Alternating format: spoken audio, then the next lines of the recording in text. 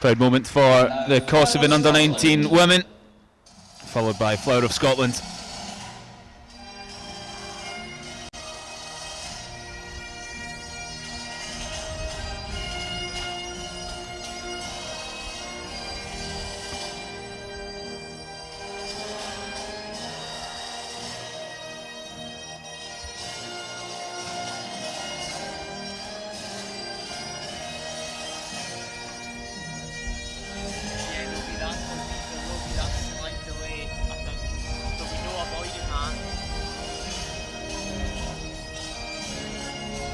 Is it better doing straight from the YouTube feed as opposed to Twitter? Yeah, I'm not doing it straight from the YouTube feed as opposed to Twitter. Right, yeah, true.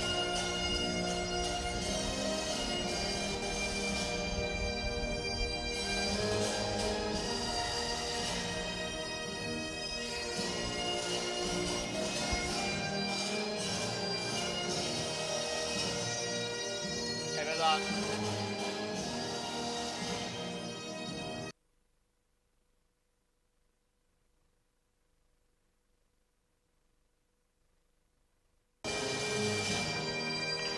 Once again, a good afternoon to you and welcome to the Falkirk Stadium for the final match day of the Just about to get underway, and hopefully we'll see Scotland's Under-19 women make their way back into League A and in contention to reach the European Championship next summer.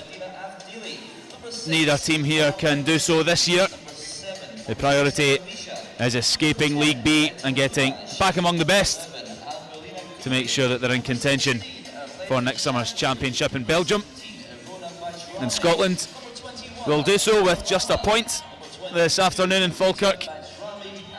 It's a grey, grizzly, breezy afternoon in central Scotland. Hopefully the girls can brighten it up with a good victory, following on Chris Marshall from their impressive showing against the Estonians at the end of last week, 7-1. Yeah, absolutely. After a slow start, they came on to a really good game and winning 7-1. I think it was just rewards, and with Kosovo winning 2-1 in the final game of the day on Friday means this is winner takes all, or as you quite rightly say, a draw will be enough for Scotland because of those goals, and that's something that we should certainly lean on. But the victory is what we'll be aiming for in this game. Yeah, Scotland with two comprehensive wins so far, 3-0 against Kazakhstan, followed up with thumping 7-1 victory against Estonia on Friday, and that was after going 1-0 behind early on. Scotland really rallied. The Kosovans are here on the back of a couple of 2-1 victories, so they're on 6 points as well. Scotland's goal difference is significantly superior, so a draw this afternoon means that they will progress back to League A of the qualification process, the league that they were relegated from in October. It's a group Scotland will probably have expected to win and should be winning, but there's meeting expectations and exceeding them, and if they can follow up that victory against Estonia with that similar scoreline, not to get ahead of ourselves, and it would send out a bit of a message. And we'll run through the Scotland team, sorry Chris, just as we get underway. A couple of changes from that win over Estonia. From back to front, it's Johnston in goal, back four of Cowan, Broderick, Weir and Murphy, who's in from the start. The deeper two midfielders are McAllister and Hutchison. Ailey Adams is the lone striker, and behind her are Pollard, Lister and Tegan Bowie, who's playing a bit further forward than she maybe normally would. Chris, sorry, go on. Yeah, no, I was speaking earlier on to somebody who was at the Kosovo-Kazakhstan game as well, and they mentioned that Kosovo maybe should have scored a few more goals in that game, so this is a step up for Scotland. It's been a nice build. Well, Ailey Adams is in behind early on. There's a Kosovan on the floor. Scotland are keen to keep things moving. Pollard's offside as she receives from McAllister. And it's the Kosovan number 5 of Dealey, who's just taking a moment, a shoulder or an arm, wrist injury, something anyway on her right hand side that seems to be causing her a bit of grief. You mentioned, Andy, that obviously Tegan Bowie's maybe playing a little bit further forward than she has done earlier, but I think what we'll see is Leah Lister dropping back and Ailey Adams will be the point of the attack for Scotland in this game. She'll probably feel she was justified a start. Ailey Adams scored in both games so far. Hear him scare him in the Kosovan defence between goalkeeper and centre half. They survive for now.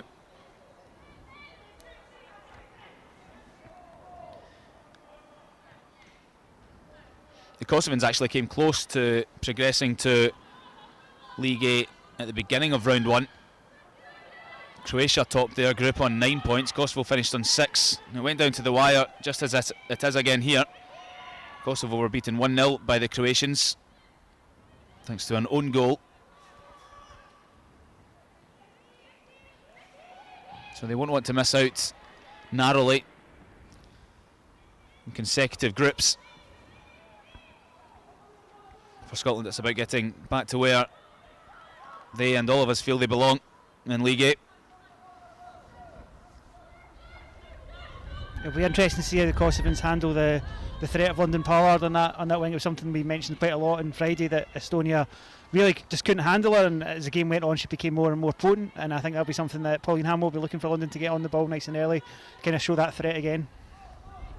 I think the fitness between the two teams became quite apparent on Friday. The longer the game went on, the Estonians' legs were starting to go, the passes became tired, and Scotland were able to take advantage, because as we were citing all afternoon, a lot of these girls are playing at the highest level in Scotland week in, week out. Yeah, but I think this is why this the Kosovo test today is a new one, because some of these players are playing in some of the top squads in the world. There's players from Cologne, West Ham United and FC Zurich all part of this squad for Kosovo, so this will be a wee step up in terms of not just the quality of the opposition, but maybe the conditioning of the players as well.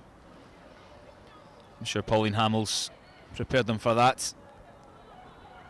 Always exciting when a group goes down to the wire like this. Of course we hope it goes in Scotland's favour, but plenty at stake here.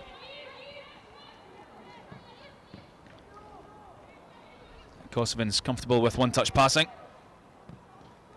That one goes long. That's a smart header back to Johnston from Niamh Murphy, who didn't start against the Estonians, restored this afternoon.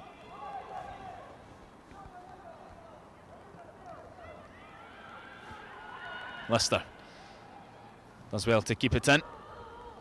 That's an excellent tackle as well to keep possession in the Kosovans' favour.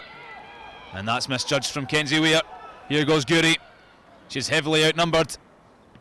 Jonah Cowan was in the right place at the right time to send behind for a corner.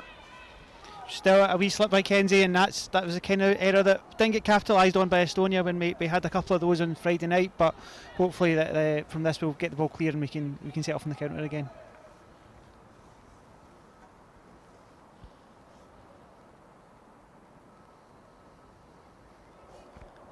Scotland were done by a long ball into the box from the Estonians early on Friday, albeit that was a throw-in. This is the first opportunity the Kosovans have had to test their host defence. Well dealt with.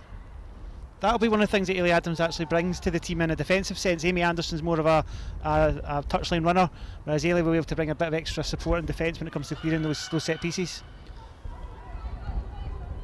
Yeah, Amy Anderson, a supreme performer against Estonia on Friday. Perhaps a tad surprising she's dropped to the bench. Would also probably include Eva Thompson in that bracket. Layla Lister's just nutmegged her marker, and the pass through all the way through to the goalkeeper Demiri, and the Kosovan goal on a different wavelength to the hip striker Adams.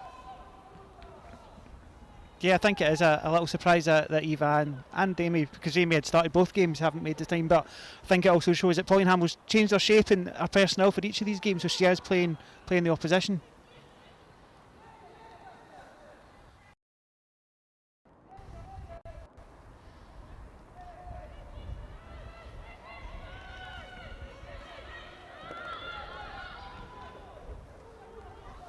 Scotland struggling to hold on to possession early doors. Guri blocked by the face of Weir. It's a painful one for the centre back.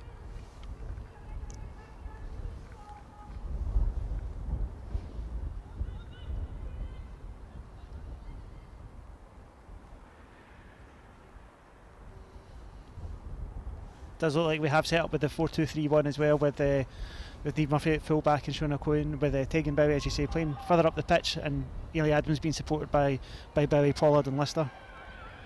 Bailey Hutchison playing a bit deeper. There she is, retrieving the ball for her side. It's given away instantly. It's an interesting quandary with Bailey, because we've seen the effect that she can have from deep. She's obviously been very key in that opening goal against Kazakhstan in the first game, and she showed that in the friendly against Wales as well. But also, conversely, we've seen when she's getting around that penalty box, she's a player that can score goals, and she has a goal-for-goal record at the moment as an under-19 international. There's a lovely clipped finish she scored against the Estonians on Friday to bring Scotland back into the game. It's a free kick awarded. There's a couple of late lunges there. One of them eventually caught it's not Rebecca McAllister on the ground. It's Weir who's in the wars early on. Football to the face and set of studs to the ankle.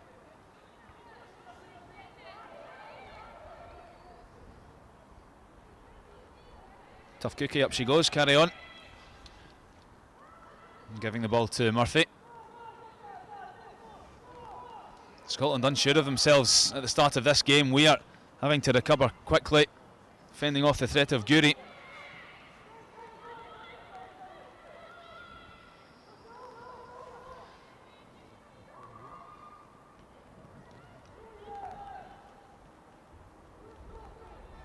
And the Kosovans certainly showing no sign of nerves or discomfort in possession of the ball.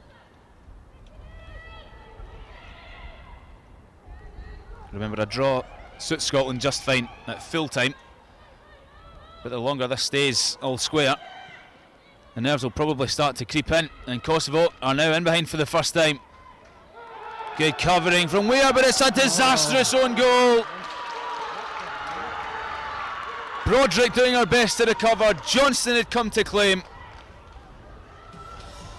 and completely innocuous circumstances gives Kosovo the lead. Now Scotland need one before the 90th. Let's hope they get it ASAP, Chris.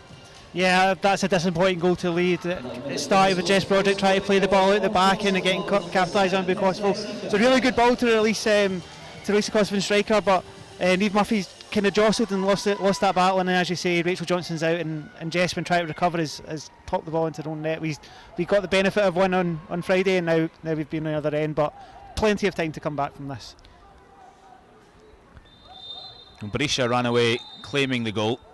It's not something that she'll be able to do really, because no doubt about it, she might have created it, but it's an own goal. Yeah, she has scored in both of their opening games, but yeah, I don't think she can take credit for that one. You see, Niamh Murphy just jostled, and it was a nice wee turn to get into the space, and then it's just lots of legs in the way, and the ball making its way into the net. Well, Scotland were one down against Estonia, fought back valiantly. Eventually stuck 7 past their opponents. I think they'll find that a bit harder this afternoon. 1 would be just fine, 2 or 3 would be lovely.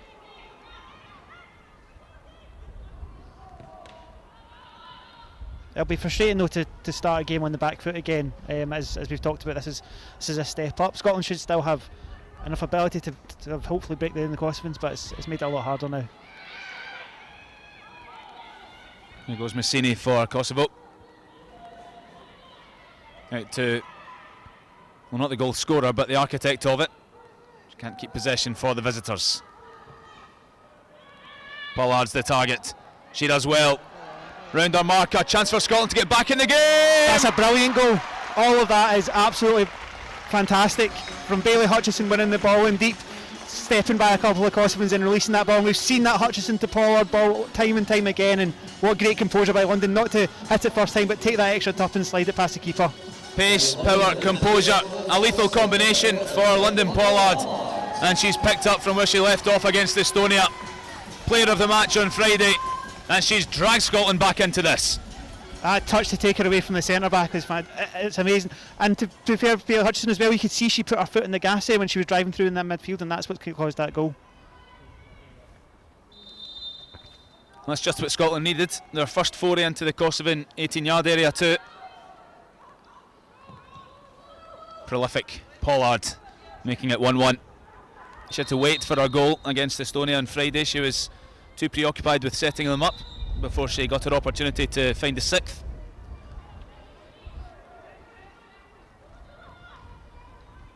And there she goes, getting the first this afternoon, and probably release a bit of the pressure that these Scotland players were feeling on their shoulders. They started the game nervously, and Kosovo pounced. Heartening though that in the 2 games where we have gone down early, we have almost immediately responded, and that almost swings the momentum instantaneously, and we're going again now. With Bowie. Adams is there, trying to cushion home, just misjudging the flight of the ball, and she has to be content with a corner. You can see what Ailey was trying to do there, just misdirect the keeper, who was probably expecting one to go into the far corner, but didn't quite get in the end of it. But we have got a corner now. Well, that Pollard goal has flicked a switch in this Scotland team.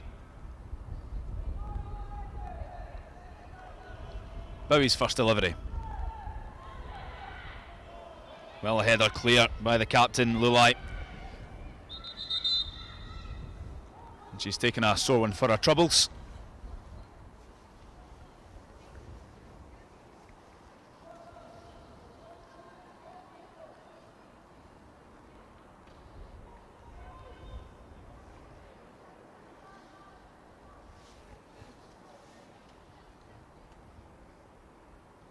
Yeah, Ailey had a good opportunity there, but it was well marked, and then we've obviously managed to get the corner ball clear.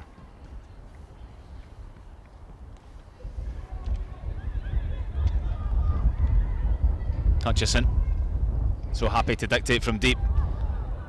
Pollard.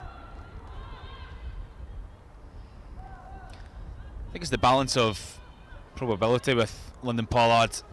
She does get dispossessed now and again by her marker, but the more often she does it, she never loses her confidence, and she will get past them more often than not. Yeah, we've talked a lot about, well, I think there's a chance now. It was Hutchison eyeing one. It's broken kindly for Bowie. Ailey Adams is dropped. Bowie continues her run. Pollard's broken the trap. Across, it might come through, and the flag had stayed down, and it's an incredible miss from Layla Lister. Little more than 3 yards from goal, and it's trickled harmlessly wide for Scotland. London Pollard found herself in lots of space there on the corner of the area, and she looked like she was going to have a shot, and she kind of ended up playing with that cross ball. Ailey Adams misses it, and then Layla Lister seemed like the easiest thing to do is to pop it away, and she somehow pushed it across the front of the goal and out for a by kick. Perhaps a tad surprised that it came all the way through to her, but that's got to roll into the back of the net for Lister. Scored in both of the games prior to this. The opener against Kazakhstan, and Nodi Toma, nice header against Estonia, as the Kosovans go in behind again. That's gone past Johnston, who has been penalised. It looks like Berisha's making a meal of this initially, and it's just a yellow card for Johnston, who was late to the party, it has to be said. Very similar circumstances though to that opener for Kosovo, in terms of that ball over the top from Guri and Berisha getting on the end of it.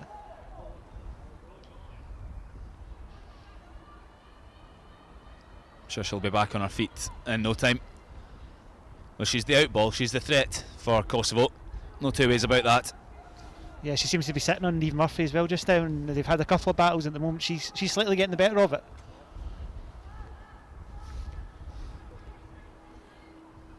That's Johnston walking a very high wire now, though, with somebody with that pace and ability on the right hand side to contend with throughout the game. She's not, and she's over there for the free kick as well, alongside Bajrami. It's Bajrami to hit, not too far wide, but Johnston didn't seem too concerned. No, I think if it maybe gone through the wall, it would have been a bit more troubling, but it has just gone skated past, and yeah, we can have a wee breath after that one. I think it's the breath's being held as soon as the ball gets floated out to the right hand side for Berisha. When the Kosovans do find themselves in possession, she's the one they're looking for. Weir shows composure, as does Hutchison. Good run from Leicester. Doesn't have the first touch to match. Again, Berisha's 0.8 in the Kosovan blueprint. That'll be good for Niamh Murphy to win one of those after the first couple in the game so far.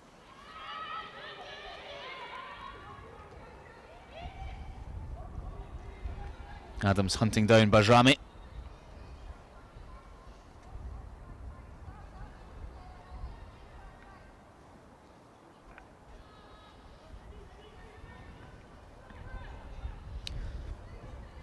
The game just tilting in the balance of the visitors again after that flurry of Scottish pressure in the immediate aftermath of Lyndon Pollard's equaliser. It's cancelled out the Kosovan opener about a minute or so after it hit the back of the net. Leicester turns, she's had her jersey tugged. Play goes on. And Bibby's cross, far too high and wide for anyone to even dream of getting on the end of it. It's an interesting contest formation-wise as well. Kosovo seem to be playing a 4-3-3, but the two wide attackers are tucking in that midfield, and I think that's what's helping them maybe get a little bit more control of the ball in that centre of the park. And I think you can already see, compared with the Estonians and Kazakhs, that the Kosovars are a bit more comfortable in the ball, and there's 2 or 3 of them that can actually put their foot in and look to spray the passes, where maybe against the other opposition it's not been the case so far.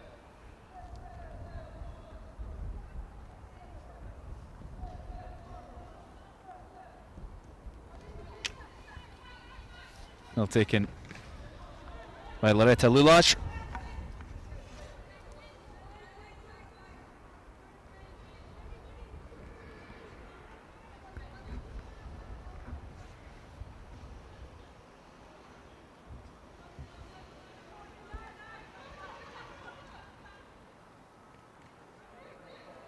Tenacious McAllister giving Adams some work to do. Pass back is loose, good composure from Demiri in the Kosovan goal. Adams not giving up.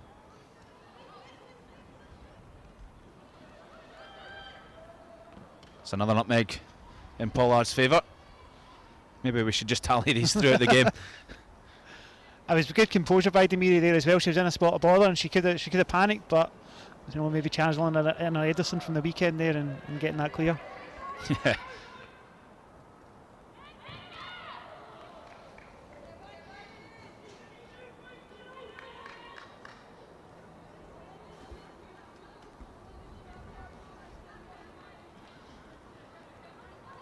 Just looking how we are setting up defensively when Kosovo are coming forward, it is very leading towards the near side, and that's why this ball is still maybe a threat for Kosovo at the moment, because Niamh Murphy is tucking in a little bit deeper than maybe you'd expect. It's just seen moving out now.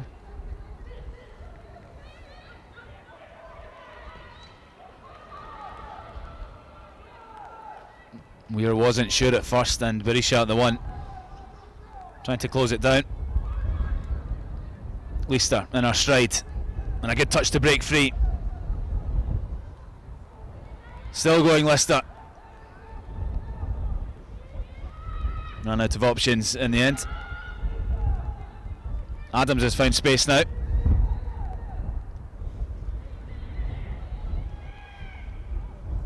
There goes Murphy. Well gathered in the end by Demiri. Passage of play there with a couple of driving runs, first of all from Leila Lista and then from Niamh Murphy, and you can see the Kosovars were standing off it a little bit, given the opportunity for Niamh there. Ended up being a pretty straightforward save for Demiri though. Good driving run from Leila Lister as well, playing deeper than she has been for Scotland, or certainly was on Friday against the Estonians anyway. Yeah, and you saw a quick feet. I think we talked about that a couple of times, and again that time it was dribbling, whereas beforehand maybe it's been hold-up play. So it's great to see that versatility from her in those attacking areas. There's Bowie committing herself. Well read by Broderick. Hasn't really had the opportunity to try any of her long measured passes so far. Broderick from deep, and Scotland crack on with Lister. And that's a tremendous save from Demiri. to keep the score at 1-1. The first time she's been forced into serious action, and she's not let her team down. Well, Lister obviously had that chance earlier on, but she's taken that out of her feet well. Great effort and a great save to turn it over the bar from Demiri. I was just thinking about those diagonal balls as well, because for this corner, with the wind, the way it's blowing at the moment, it's maybe a little bit difficult to get those out there, and that's maybe why I'm having success with these driving runs just now. Will be the in-swinger from Bowie. Could cause problems. Regained by Broderick. Here's McAllister. Telegraph, well read. And in turn by Murphy. Lulai didn't really have a hope. The flags that are directly in front of us now, Andy, they are going all kinds of directions. So I think balls in the air will be tricky for the goalkeeper should they come.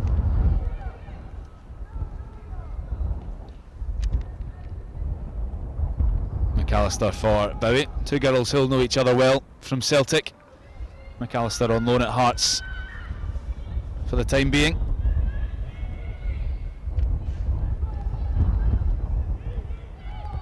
One of 6 Hearts players in this Scotland squad for the triple header. That's good strength from Bowie. And it comes towards Pollard. She couldn't bring it down with her first, and Adams is begging the question, letting her know she was there for help. Pollard went alone, and that's a Kosovan goal kick. Did well to get up to win that, London, but maybe just a wee lay off to Ailey if that was possible. Would have presented a really good opportunity for her.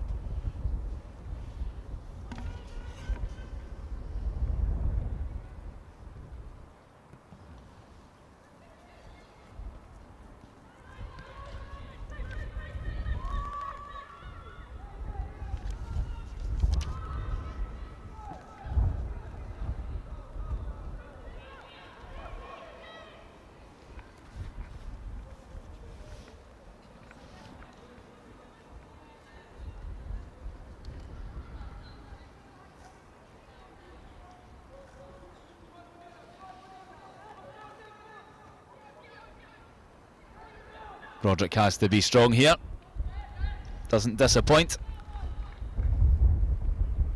The game toing and froing at the moment between Scotland and Kosovo's under-19 women. Come the full-time whistle, 1-1 would be just fine for Scotland. They'd be promoted back to League 8 for the next season's qualifiers for the European Championship, which is in Belgium at the start of summer. You can only reach the finals if you're finishing top of your League A group. Scotland are in League B at the moment, but finishing top this afternoon will send them back to the top flight, as Leila Lister is given a rather cheap yellow card for sending the ball high into the breeze after the referee's whistle had gone. Yeah, that'll be a frustrating one for Pauline Hamill to get a booking for that so early in the game as well. It's part of the development of the players to know that some of these moments you just let them by. But yeah, it's two Scotland players on a yellow card just now. Scotland feel like they've maybe taken a wee bit of control back in the game so far, but Kosovo have always looked like they've got a threat going forward.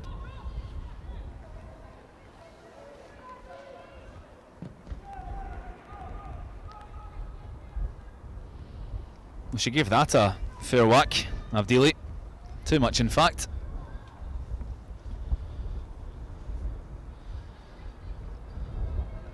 Scotland intent on building from their penultimate line of defence with Broderick. Unorthodox for Cowan. Pollard. Yes, it did look like a foul. She's excellent, London Pollard, at taking the ball with her instep and immediately flicking it past with her outstep straight away on the half turn. It's definitely one of the things in her box of tricks, but she also rides tackle, so there's been times where a tackle like that London will actually ride and continue with the ball, and that one was maybe a bit too forceful, but yeah, it's definitely one of her skills, and that that way to turn inside and outside, to be honest with you. I've seen that do that both in the SWPL this season is a fantastic trait to have at this level. Lister was looking for Adams. She was telling us last week, Chris, she had a very good 18th birthday week. A couple of goals for her country. Not a bad way to celebrate. McAllister hasn't quite found her range yet this afternoon with her passing. Here she is again. It's a couple going astray at the moment, just kind of from defence to midfield and then midfield to midfield. But again, you saw London Pollard scrambled all over the ball and managed to get it in, but a poor pass to Leila Lister. Do you feel maybe a communication issue, because the deft touches and the link-up plays not actually that bad, but it seems like only one of the players is aware of what's about to happen? Yeah, it definitely feels like there's ideas there, and I think ideas being there is a big part of this side, especially the development of the players. I think what you can see in the women's game, it's particularly the younger players, is sometimes the communication can be a little bit better. But you can see that when the half ideas come off, and we saw that against Estonia in the second half, that they can be really devastating against this level of opposition.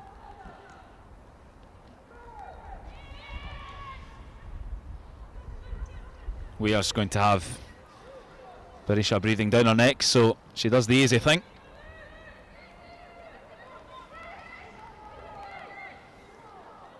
Now Broderick thinking about one of those crossfield passes. She can't resist, but straight onto the head of Chabieu, who then has to dispossess Bailey Hutchison. Fleeting so far, I think, from Bailey Hutchison. She is playing a little bit deeper than she has in the previous two games, and you'd maybe like to see her a little bit more involved, as we saw with the goal. But I'm sure she'll generate her own moments as the game progresses. I think that's what Bailey Hutchison thrives off, creating opportunities and space for herself to keep things ticking over for her side. It's something that Emma Hunter's obviously seeing a lot up at Aberdeen. She's having a great time of it up there. There's Bailey Hutchison doing not too badly in a Scotland shirt as well. 3 goals for the Under-19s. Not as well read by Messini, intercepting Cowan's pass.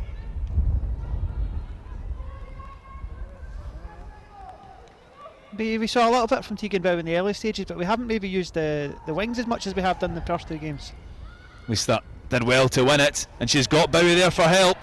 Lister goes alone, and the follow-up McAllister couldn't resist either. I think she's got to pass that on to Tegan Bowie there. She was in lots of space, probably would have had a clear shot at goal as well. Her eyes lit up with the space that she had in front of her, but Bowie had even more.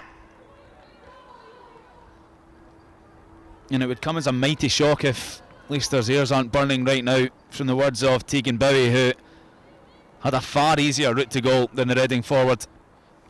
She did very well to win the ball in midfield. Maybe she thought she'd done the hard work. She was going to have a wee pop herself. But yeah, I'm sure in reflection, when she sees that back, she'll know she probably should have put Tegan through. Almost the commentator's curse, Chris, saying that Bowie had gone quiet.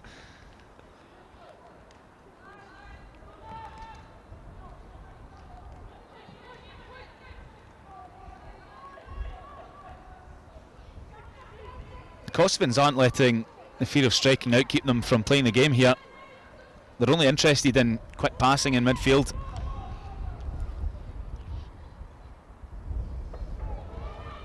And that's not what Scotland need. Berisha latching onto the ball. It was well covered by Niamh Murphy there after Kenzie had just kind of lost control of the ball there for a moment. But I think what's interesting with Kosovo as well, sorry Andy, is that with Estonia and Kazakhstan, their press dropped. The Kosovans hasn't. That has continued throughout this first half, and I think that's what's causing a new problem for Scotland at the moment. That was a full-blooded challenge from Berisha as she closed down Cowan down in the right flank. I know if you land awkwardly on these synthetic surfaces, it can be quite jarring and painful.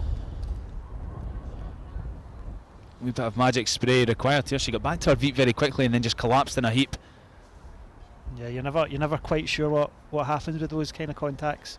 It's interesting to see just now though that the Scotland team are having a bit of a huddle, and Rebecca McAllister seems to be the one leading it in the centre. But I think they'll be broadly pleased with some of the aspects of it, and they'll know there's other aspects that can be better. I think the goal very much showed what they are capable of, and we know that the team are capable of as well.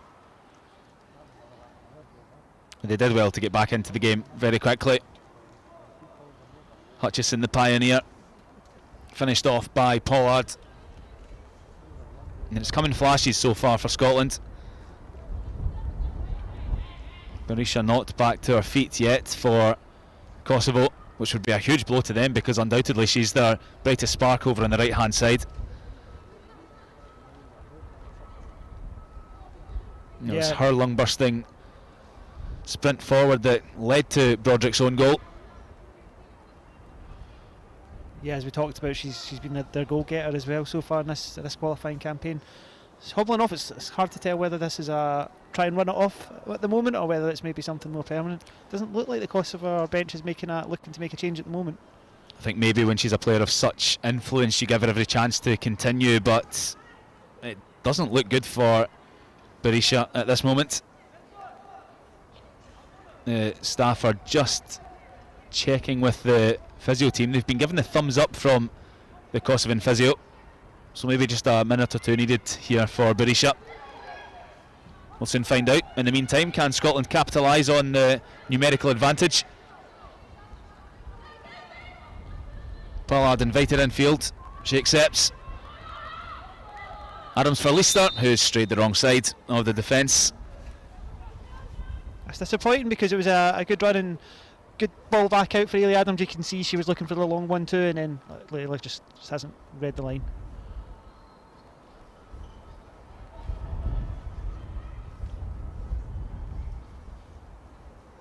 Putting a lot of ice on Berisha's knee at the moment by the looks of things. It's hard to tell. They've got a couple of players going through the motions down near the corner flag for a warm-up, but it looks like she's going to hobble back on here. How long she lasts is going to be interesting. It looks like her removal isn't an option for the Kosovans. She's that integral to their hopes of getting back to League A. McAllister dawdling again, but it's broken for Lister. There's been a couple of balls like that kind of across the team just now, but it's been a first time hit, not really looking to see where it's gone. That one from Lister into space, but the space where there's no Scotland players occupying it. I don't think the Kosovan players really fancy the challenge with Lyndon Pollard this afternoon. A couple of times she's won the ball cleanly and fairly, and the Kosovan opposite number has gone down onto the floor.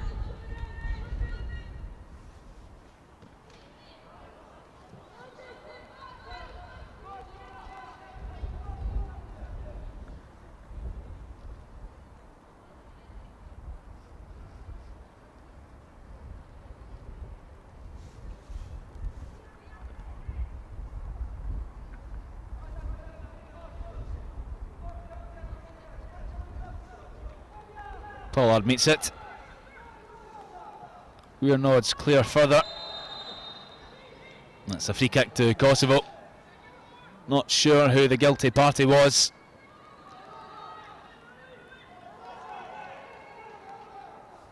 Well, Berisha looks to be taking charge of the situation, which would suggest that her injury is of no concern anymore. Yeah, her hand was up straight away there to the bench just to say that she was the one that fancied taking it. And it looks like she's going to be the one lining it up and have a shot. She's hanging around. Well, the ball suggested she was left-sided, but well, she's now vacated the area. He's leaving it for Bajrami, who hit the previous one as well. Laces through it, fizz past Johnston's post. This one further out. Maul does what it's there to do.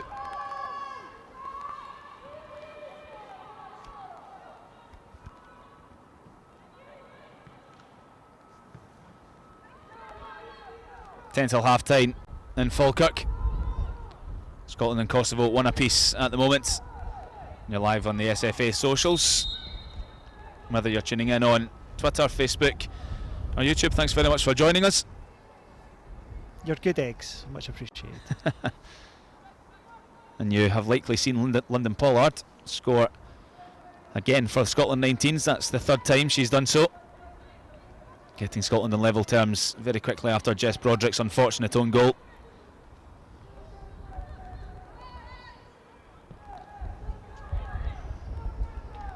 This is alarming. Cowan didn't know what to do. You just get Broderick to thank for sweeping. Yeah, just got stuck and shown his feet for a wee second there, but Jess did well to come in and cover, and hopefully Scotland can now push on the break, but it's just run out of play there. And remember, a draw suits Scotland just fine at full time. They will progress back to League A on goal difference. This is a straight shootout though, because Kosovo would win the group with a win. Scotland's 7-1 win over Estonia doing them a favour, really. I think we've had a foul throw there. Don't see very many of them. Yeah, if you look over, you'll see a pig flying as well over the stand.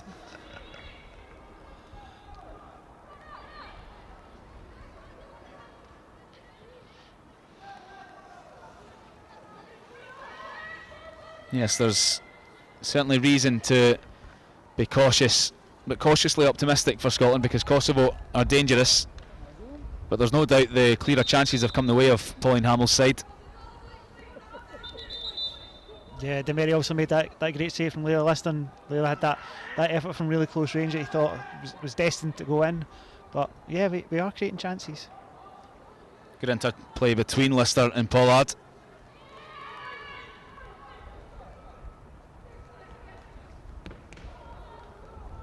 Cowan charged down by Rama.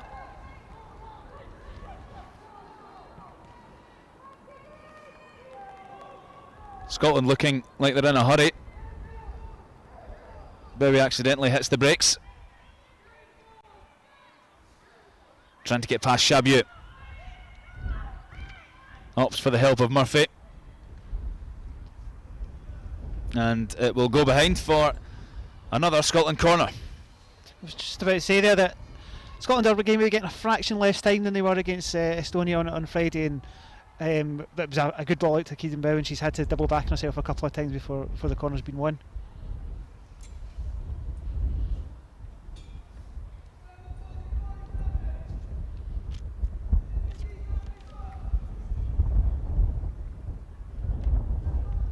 The wind seems to be in Bowie's favour here.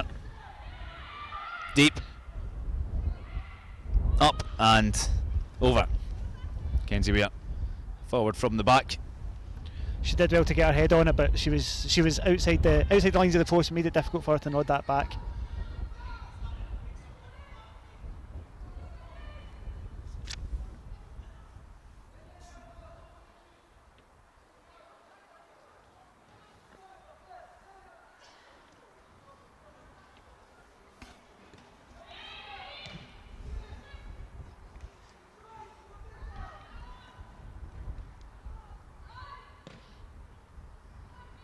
McAllister for Bowie.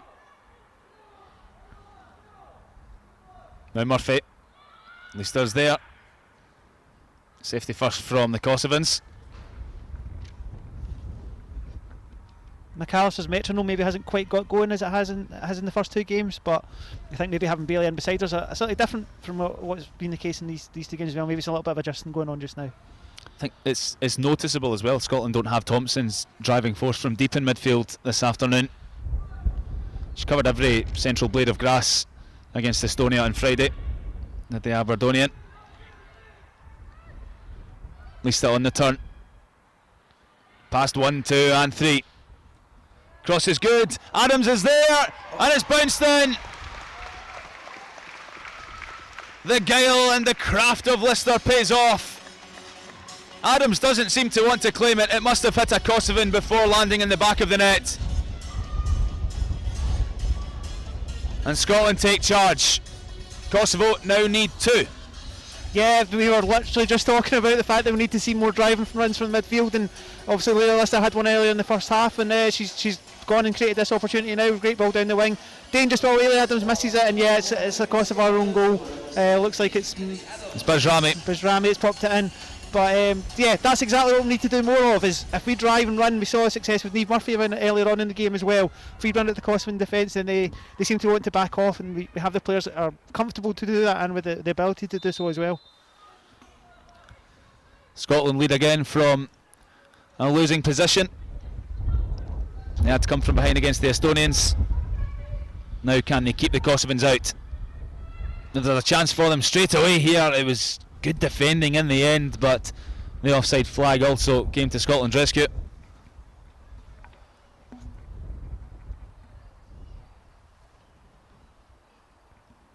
Obviously it's disappointing to go 1-0 down, but the fact that once again we've turned it around and before half time again, I think is a real boon for Pauline Hamill when it comes to doing this half time team talk in a couple of minutes time. And it's another own goal that's put Scotland 2-1 up. Own goal daft. Stalfelt against Estonia at the weekend. And Broderick scoring one for Scotland at the start of the game. Now Bajrami scoring one for the Kosovans.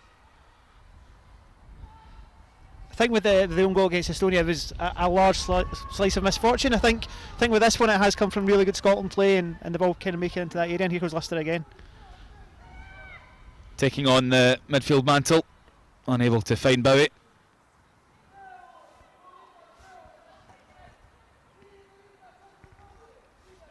Touch too many almost leads to Kosovan possession, but McAllister was hanging around.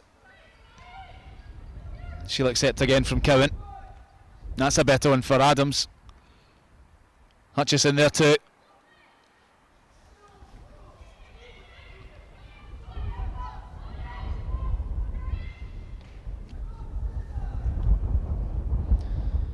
Nice idea on the pass as well from Rama there, looking for Berisha.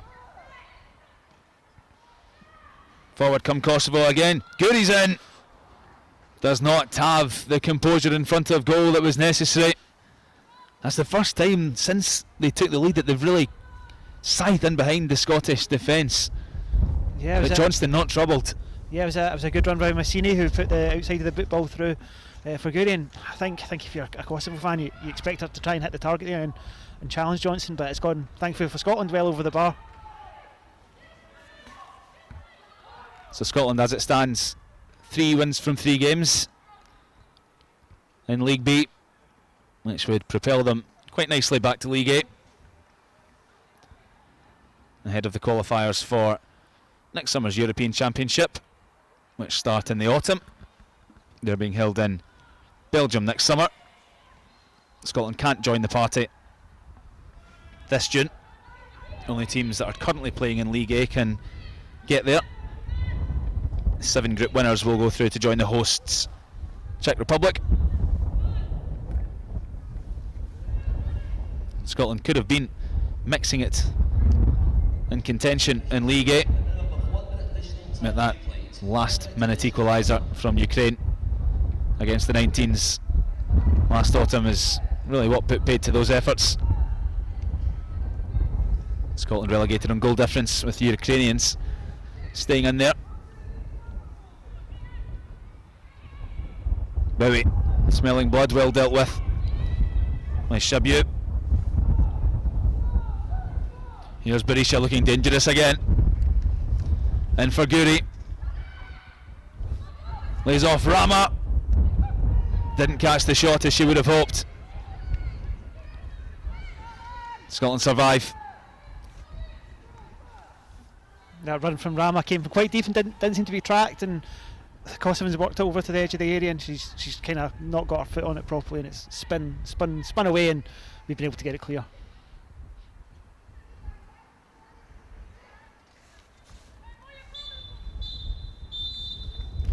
That'll do us for the first 45.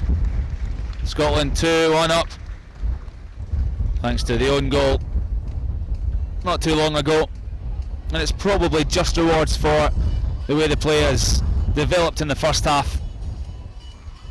Kosovo scoring early on through the own goal from Jess Broderick.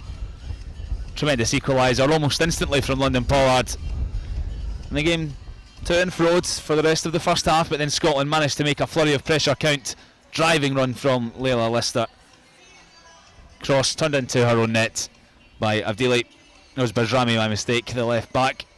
It was trying to help out our defence, not very well. And Scotland lead 2-1, which would do just nicely, Chris. Yeah, absolutely. We want 3 points and make it 3 wins from 3, and that would put us into the league for the next sets of qualifiers. Echoes of perhaps the Estonia game going 2-1 up just before half time and having pockets of pressure, maybe not as much as we did against that game, and Kosovo definitely offered more threats, particularly through Berisha and Rahman and Guri up top. But yeah, that's exactly what we'd be looking for, is that 2-1. Well, Scotland's women's A team are playing Spain tomorrow night, so let's have a quick look ahead to that before we look at the best of the action from the first half.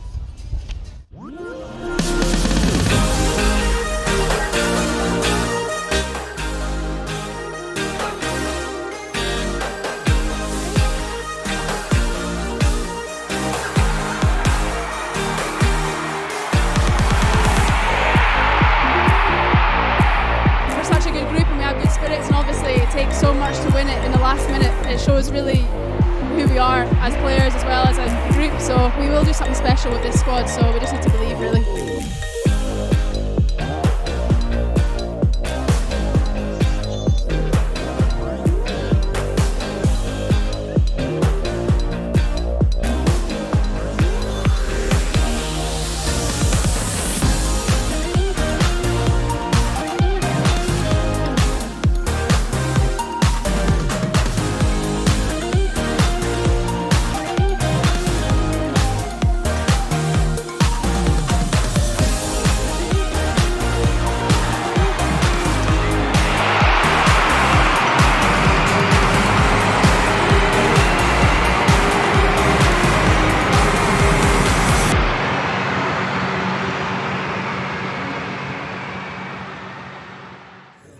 Join me and Nick Dock tonight on Scotland HQ. Is that fine?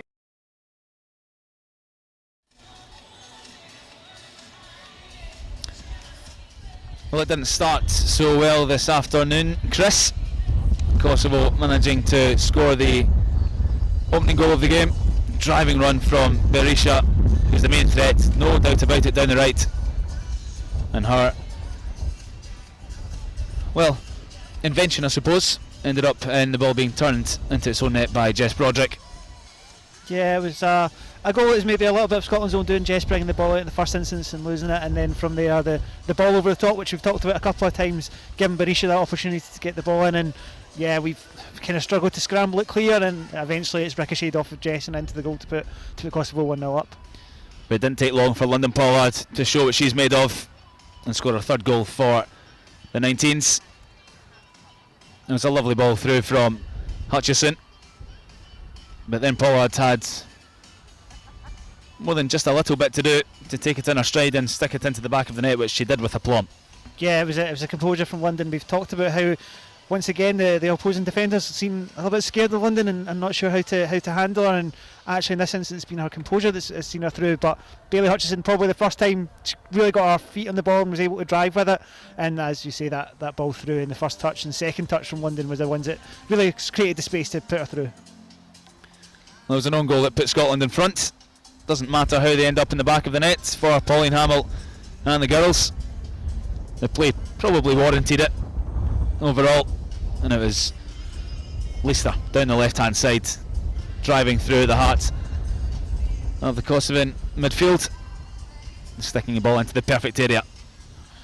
Yeah, Layla Lister, she's driven at the Kosovan defence a couple of times in this game, as have a couple of other Scotland players, and I think that's where we've had the most joy in terms of disrupting their organisation in the back lines, and doing that she's put the ball across, and as you say, Ailey Adams just misses it, and then there's Rami's there who ends up turning the ball into her own net to put Scotland 2-1 up at half time.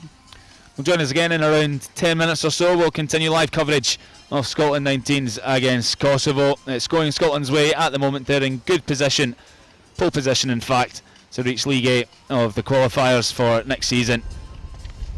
Tune in again in 10.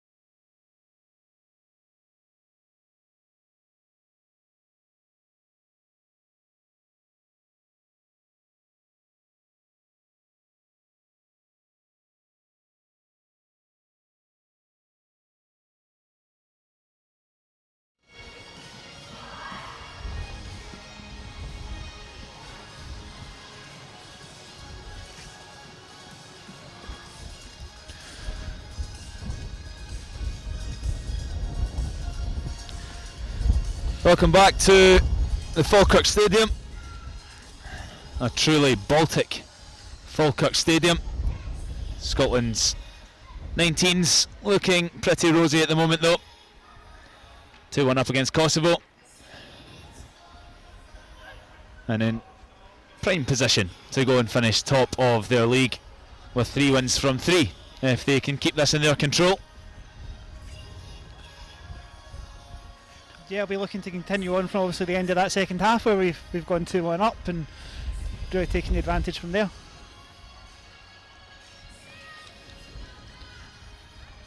Half-time substitution for Kosovo coming off. Head number 1, Al-Namiri, replaced by Change for Kosovo at half-time. Goalkeeper has gone off, Demiri. She's made a couple of excellent saves. She's replaced by Mehmeti. It's not something you see a lot of at this level, is a goalkeeper coming on at half-time, so I wonder if Demiri's picked up an injury when making one of those saves in the first half. She did have to really throw herself into the air for one of them. It was to stop Leicester's shot, wasn't it?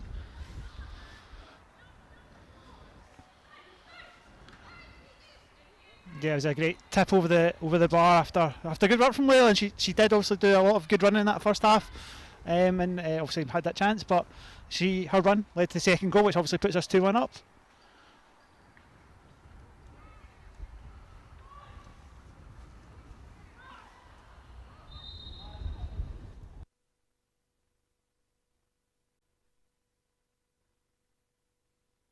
Same goal.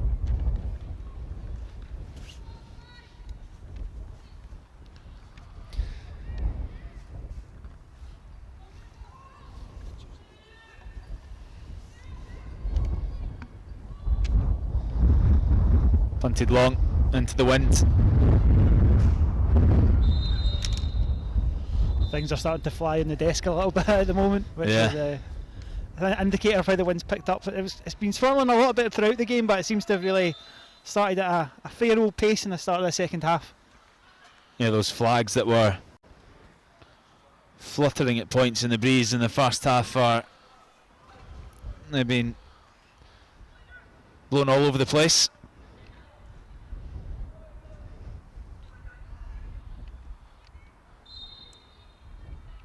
It really is chilly.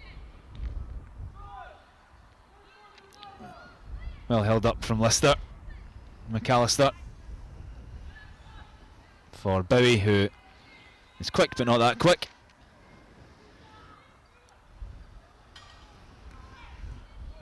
McAllister saw a lot of the ball in the first half, Chris, but her passing range was slightly askew for the most part. She's kept her place in the team from Estonia game 2. Yeah, I think we talked about the execution of ideas maybe in the first half wasn't quite there, and I think Rebecca and a couple of others maybe haven't quite managed that, but that's a nice ball forward to Hayley Adams. And clipped in behind for Lister. The flag's gone up though, and Mehmeti's good working goal nullified by the assistant's flag. It was something we talked about a lot towards the end of the Estonia game, is that line, and after good work from Becky McAllister and Hayley Adams to put Layla through it, she's probably disappointed that she hasn't kind of held the line to put that through, though it was a good save from Mehmeti, as you say.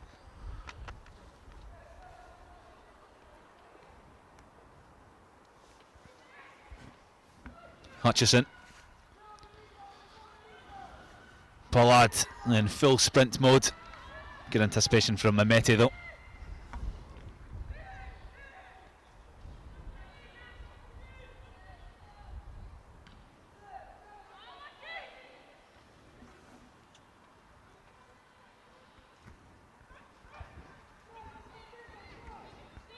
It's been a busy display from Layla Lister. I'll say that. It feels like she has been pretty much everywhere in the Kosovo half. She's been turned there by Messini. So's Bowie. So they're very confident in their own ability, the Kosovans. Able to work the ball in tight spaces. And as Weir makes life a bit more difficult than it needed to be for Rachel Johnston. Yeah, safety first there from Rachel, but I think you're right. We talk about the composure that some of our players have shown over this run of games, but you can see that Kosovo have that same ability within their midfield in particular.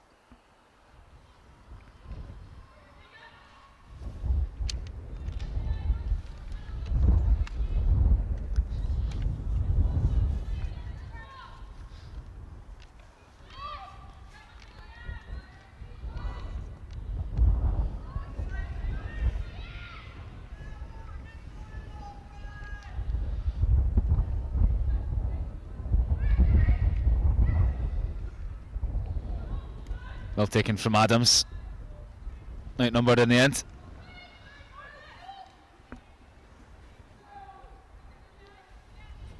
Weir and Broderick certainly the preferred pairing at the back for Pauline Hamel-Chris.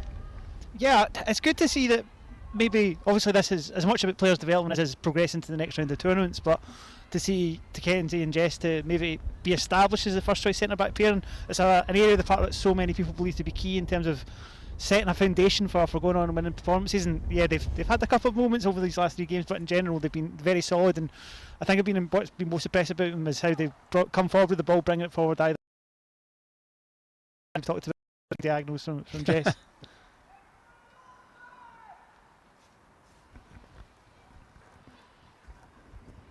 Lister again, not for the first time, spinning our marker.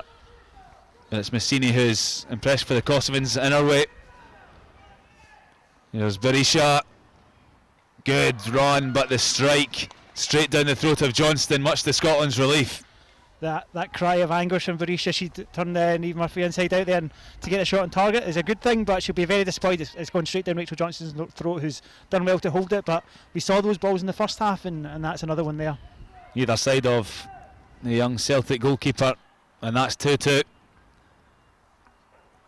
The first time she's managed to get in behind the Scotland defence since she went down injured in the first half. It looked like she might have to be subbed, but that never seemed like an option for the Kosovans, desperate to keep her on. And reminding everyone watching on, and especially Niamh Murphy, of her capabilities.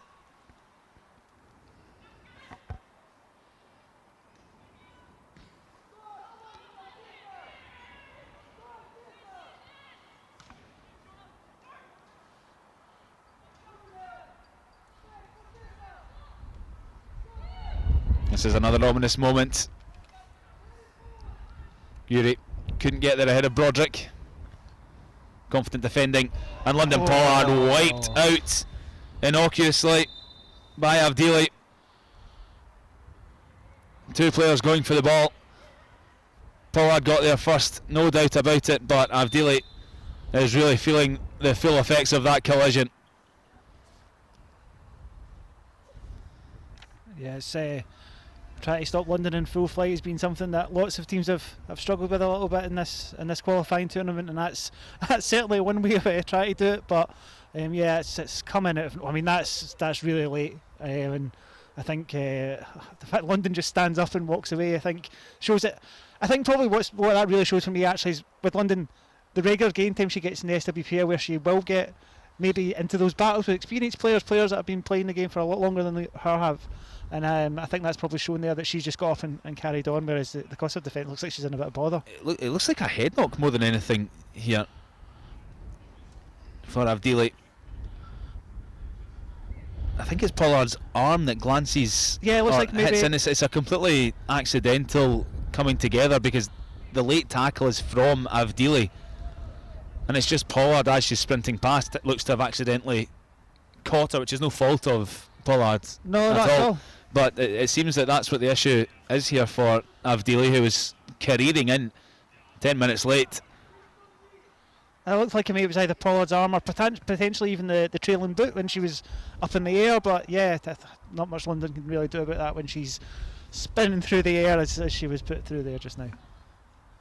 I think this is an observation that I've seen and heard throughout the SWPL a good few times this season, is that when players are chopped down, they get back up in an instant. There's no rolling around trying to win the attention of the referee. Players are keen just to get up and get on with things. It's in stark contrast really to what is seen in the men's game throughout the world.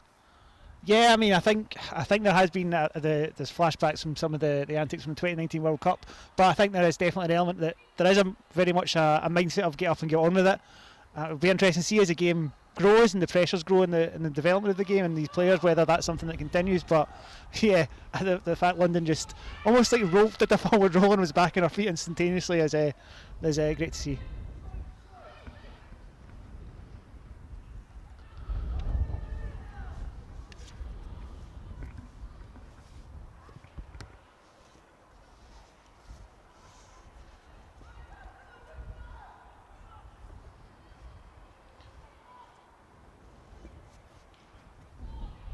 Leicester could profit here.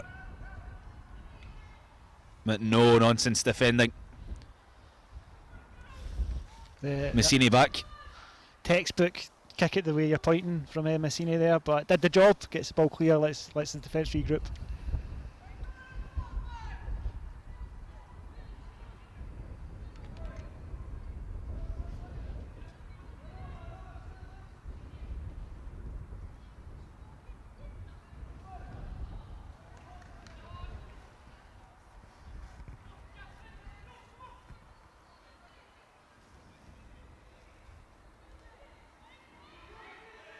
The Kosovans are sleeping. Hutchison looks to take advantage. All the way through. And Mehmeti, he's only on the park for 10 minutes. And certainly being kept busy. Yeah, just as Tegan Bow was lining up there, I thought, looking at the way the wind was blowing, that an in-swinger would have been the way to go, and then she obviously lays it off to Bailey, whose ball was dangerous, but is swapped up by the keeper Mehmeti.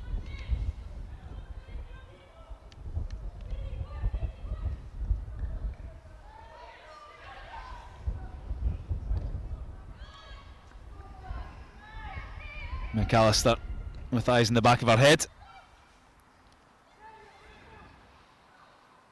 And Pollard's strength able to hold off anyone. The pass not up to scratch this time. Did the hard work there and retaining the ball, and then maybe just a little indecision about which player she was going to pick out with that pass.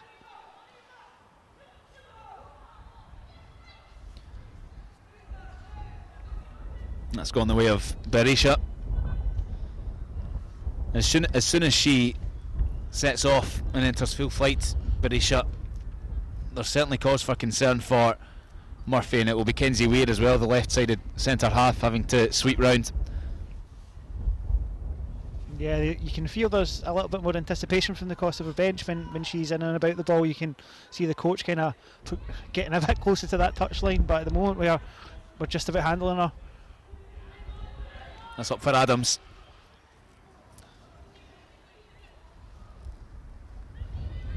Not into Bowie's path.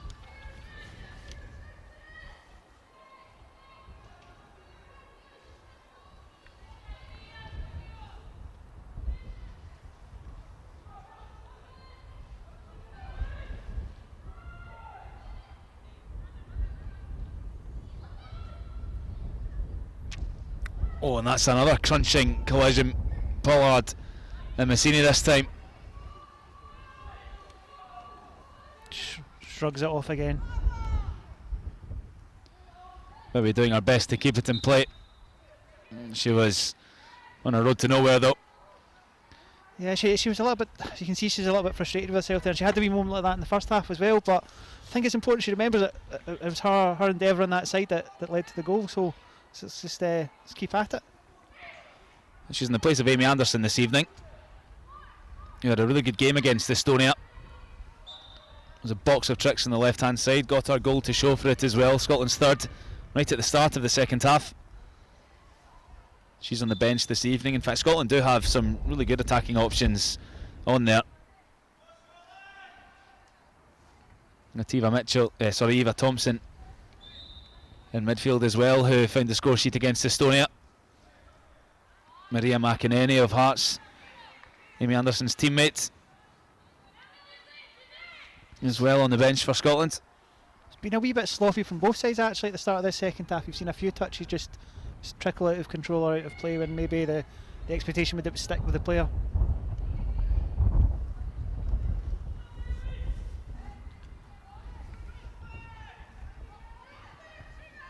Hutchison. She takes and gathers. That's a wonderful pullback as well for Leicester. Kosovan struggle to clear. Cowan. To our Hearts teammate McAllister.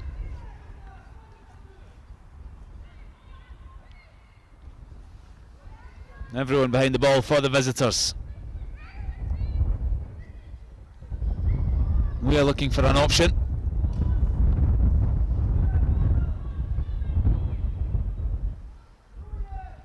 And that gives even London Pollard too much to do.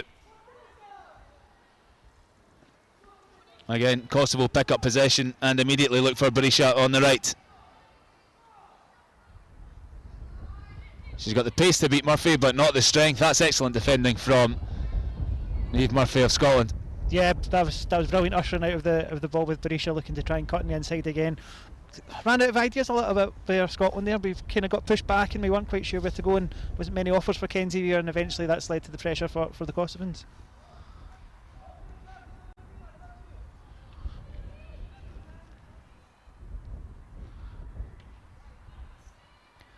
Well, if anything, Scotland have gained some yardage.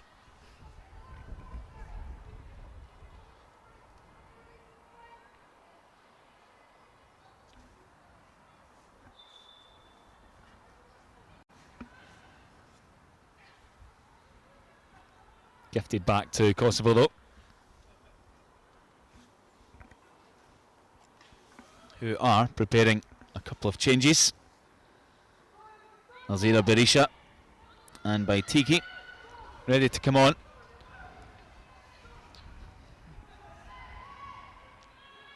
Here's Berisha on the left, looking to make a fool out of Tegan Bowie.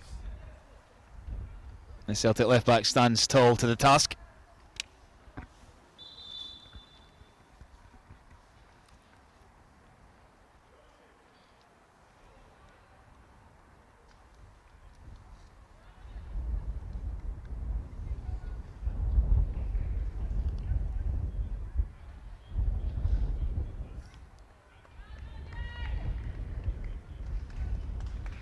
First roll of the dice then for the Kosovan management team. Off comes Loretta Lulai.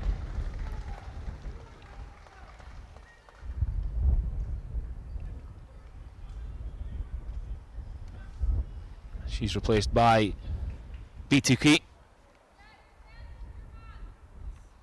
And the other substitution, we'll see Guri go off. She's had a few sniffs of goal. Double substitution for Kosovo, players coming off. Alzira Berisha coming on, one of many Berishas in the Kosovan squad. Replaced by number 15, Jessa Berisha, and number 18, Vanessa Batiki. Kosovan corner. Scotland unable to clear. And a first touch of the ball for Alzira Berisha, almost ending up in the back of the net, but Rachel Johnston was alert to it. Now Scotland come forward. Lister making a nuisance of herself. Yeah, didn't quite get rid of that one as we would have wanted to, and as you say, Alzira Berisha, one of I think 5 Berishas I think we counted in the squad. Does well to obviously get her foot on it, but obviously not much impetus behind the shot, and it's been a comfortable save for Rachel Johnson there. Yes, that's 2 of 5 Berishas on the park now. Hopefully it stays that way. Hutchison almost winning a corner. Scotland content with a throw.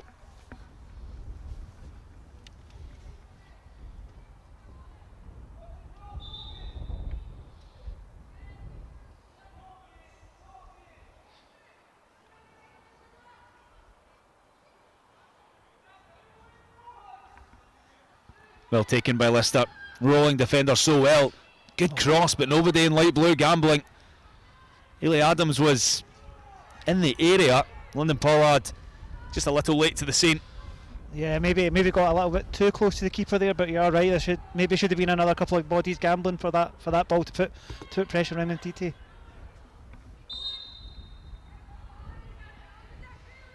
More than an hour played now.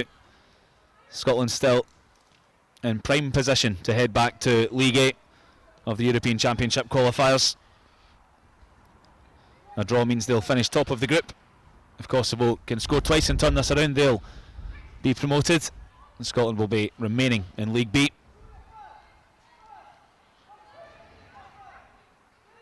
Murphy, good invention on the wing, in for Adams. That's a Scotland corner. It's nice interplay there from Hayley Adams and Niamh Murphy. You saw Hayley get it caught on her feet a little bit, but Niamh does well to get it to the line, and then the second opportunity, but it's well snuffed out by the Kosovan defence.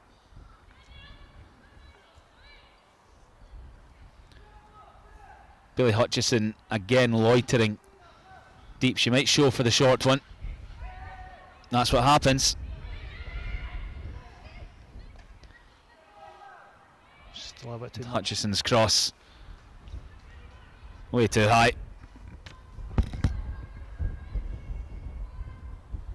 Yeah, Bailey was disappointed with that. You can see by her reaction. She knew that again the Kosovo hadn't reacted to that short corner, and she had an opportunity to get a dangerous ball in, but it's just gone over all the bodies and out for a by kick, which has been taken by a defender. Playing much deeper tonight, Bailey Hutchison. She was in the attacking midfield position against Estonia. She had a few sights of goal, hasn't really managed to get herself into that position this evening, as Pollard somehow keeps control of the ball. Murphy forward. Will it sit for the Man U defender? Hutchison, good strength. Still going. Ran out of options in the end. A couple of bulldozing runs there, just kind of going for it and seeing if the ricochet will come. Perhaps a wee look up from either Neve and Bailey, maybe project another opportunity. But again, we're seeing that if we run at this Kosovo defence, we are getting opportunities. Another good show of strength from Hutchison, which the Kosovans aren't too happy with. It's all Scotland at the moment.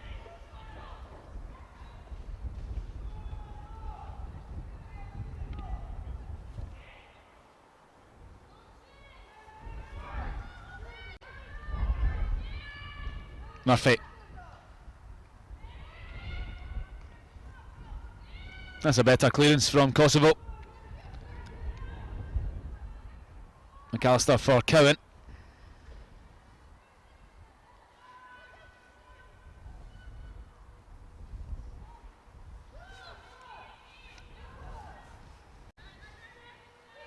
And they're looking for Berisha instantly again when they get possession.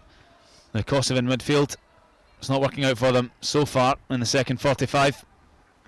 It has been a better spell for Scotland, but I suppose the only concern at the moment is we haven't really tested the keeper yet, other than that very opening salvo over the half. And I think as long as the game stays as it is, obviously good news. It means we're going to finish top of the table. But I'm sure the players and Pauline will be looking to really try and cement this victory now.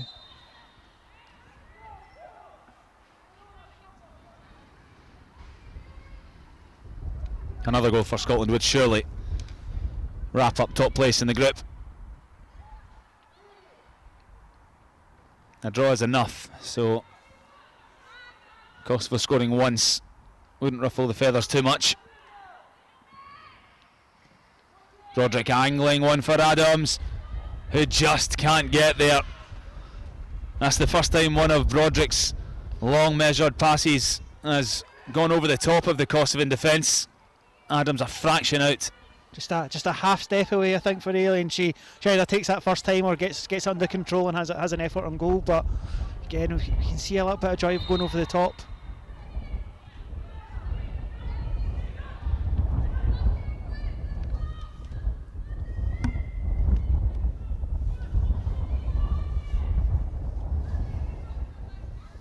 The Murphy v Berisha contest has been one of the more entertaining subplots, I think, of this game as well. Obviously, Neve giving away the foul there, but in the early stages, it looked like Foresta Berisha had the better of her. But we've seen as the game progressed, Neve seemed to have got a measure of her, and again, we're hopefully in a position where we get this clear.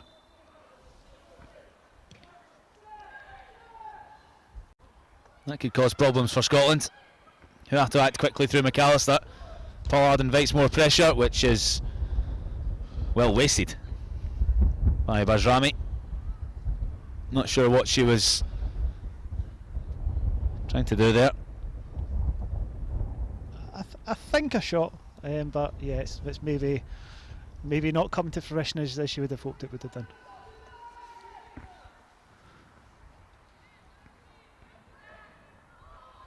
Cowan's throw eventually ends up at the feet of Pollard. Been a good change this season for Shona Cowan, learning to change from playing a defensive style of football at Hearts to being encouraged by Eva Olid to be an attacking fullback. It's the sort of style as well we saw from her against Estonia, especially in the second half when she managed to get forward. She assisted Amy Anderson for the third goal. Clubmates at Hearts. She hasn't managed to get forward too often though here against the Kosovans.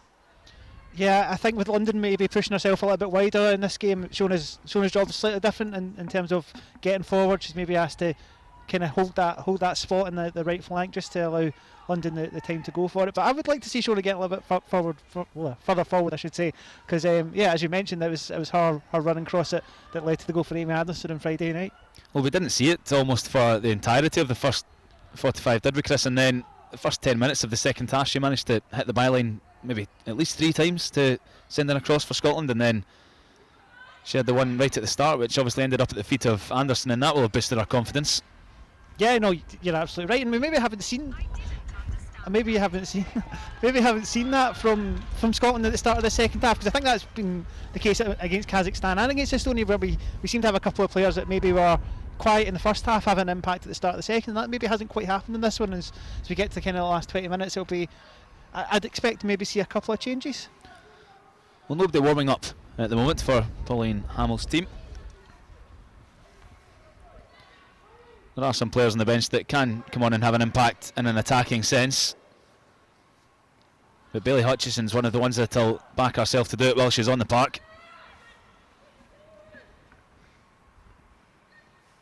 Here she is, collecting from Broderick, giving it to Leicester straight away. Now Pollard, who again did the hard bit, got past her marker, couldn't find Leicester with the square ball.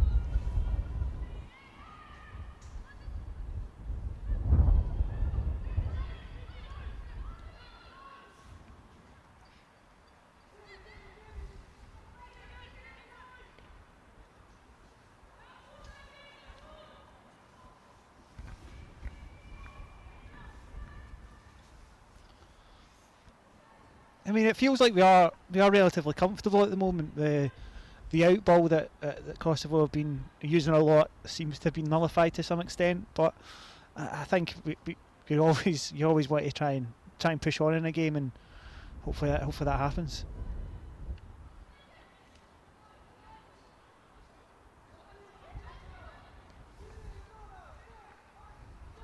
Too much on that from Broderick,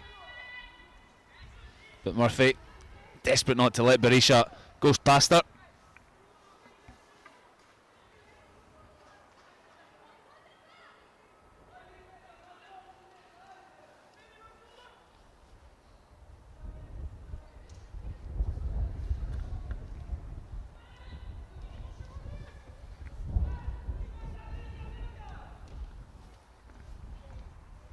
Couple of changes now being readied by Scotland.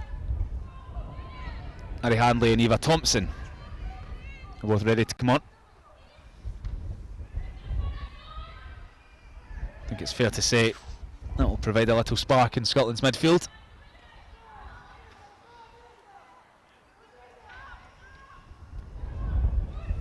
Here's Adams, back up after a little knock.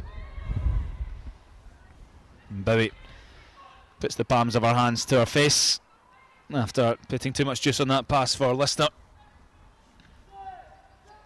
Yeah, it's good to see Addie Hanley. Looks like she's coming on as well. She was a player of the match for me in that opening game against Kazakhstan with her running, and it'll be interesting to see where she comes into the pitch. I think obviously we've just talked about Shona, but I think Tegan's again shown a little bit of frustration there with that ball. It's maybe not been quite her day despite the impact she's had on the goal.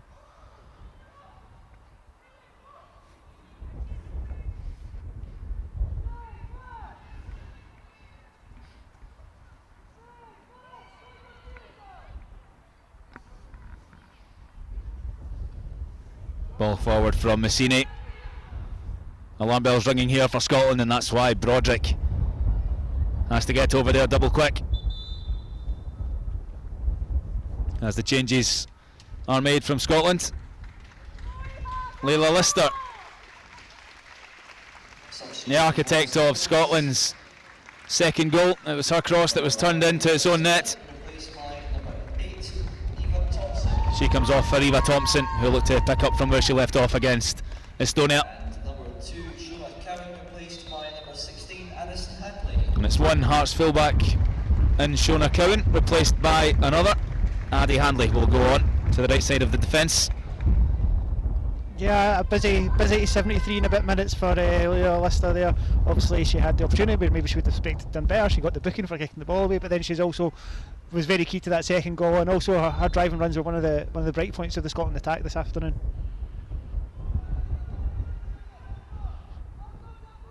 That struck the arm of Broderick, but the referee not enticed to blow the whistle.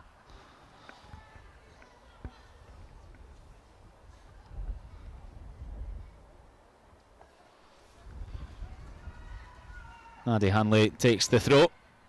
A player that Eva Olage says will give you 200% of effort every game. I think with Eva coming on as well, we'll see Bailey push up a little bit higher. You can see that already now. She's hovering on the edge of the box, and yeah, I'm really glad to see Eva Thompson getting some minutes as well, because she was really impressive on Friday. And she wants the ball straight away.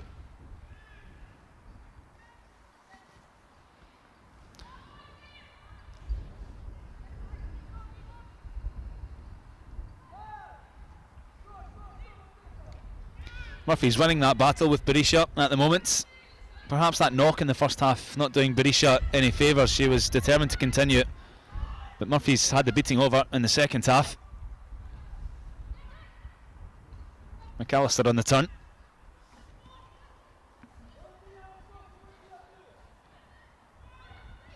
And again.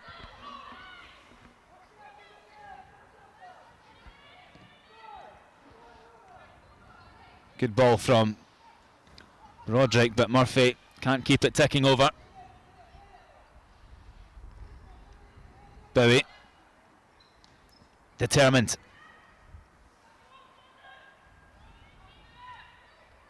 Murphy once again past our marker and taken down pretty cynically. Nice wee interplay though by Tegan Bowie and Eve Murphy on that side. I think maybe one of the things that Tegan's maybe struggled with is she's usually running from deep and being further up the pitch today. It means that Niamh is the one overlapping on her when usually she's the one that does the overlap, but she's obviously had an impact on the goal. She's obviously helped win that free kick, and she's about to deliver this ball in, which I'm sure will be an absolute beauty. Hutchison loitering again for what would be an in-swinging cross with the right foot. With this wind, that could well cause the Kosovan defence and goalkeeper more issues. Berisha has seen the threat and potentially quilled it. Murphy's also in space. She's drifting in now, which gives Berisha something else to think about. The referee's position is a bit off. Yeah, right in the thick of things, the referee. Yeah, you can see Bailey Hutchison kind of just gesturing that she was maybe the referee being in that position kind of made the ball more difficult for Tegan there. To be fair, she's not had much to do, maybe a bit bored. Bowie for Adams. And Bowie's on the underlap. Adams goes alone. Scotland in search of a third. Comes to Pollard. Will it sit for the Motherwell attacker? Back to Thompson. McAllister has an eye for goal. Well blocked. Thompson trying to take matters into her own hands and outnumbered again. Handley. Thompson back to Broderick.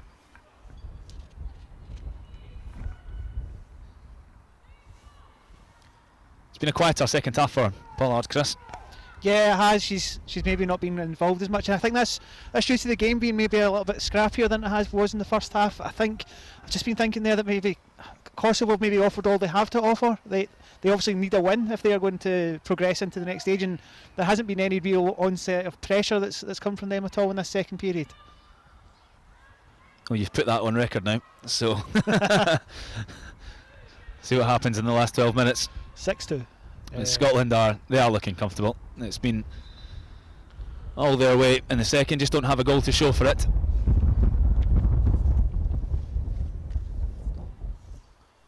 And as it stands, even one more goal for Kosovo wouldn't really change the outcome. Scotland are looking rosy to head back to League 8. As Bowie comes forward, she's on our weak side, and that's quite easy for Mehmeti to get down and gather.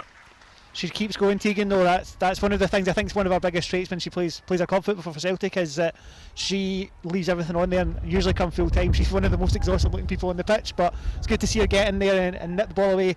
Couldn't quite get the finish there, but again, it's nice to just keep that pressure on in the Kosovo half.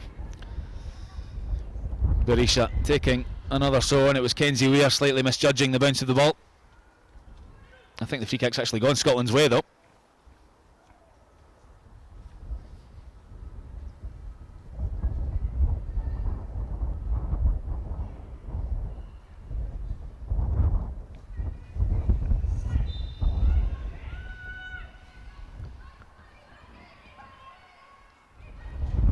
There goes Broderick.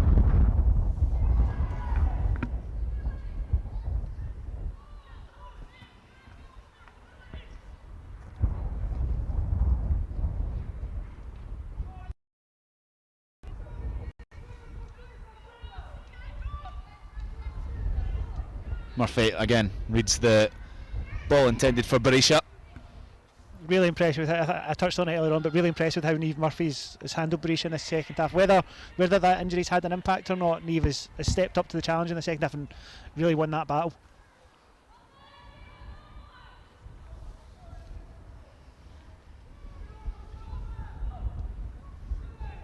Messini.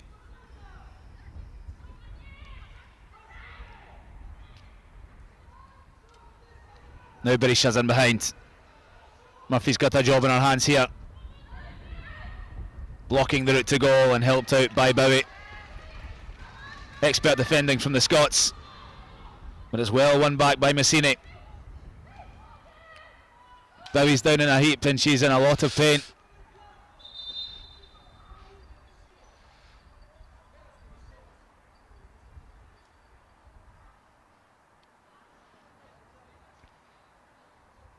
You can hear the groans of agony actually coming from Bowie from here in the stand. Looks like it may well just be a touch of cramp though, given the way she's being treated by Ailey Adams. Yeah, it looks that way just by the fact that Ailey's been given the job of physio for that one as opposed to the team having to come on there. And yeah, I think you saw just as she pulled away there, the effort she'd put in maybe caught up with her a wee bit.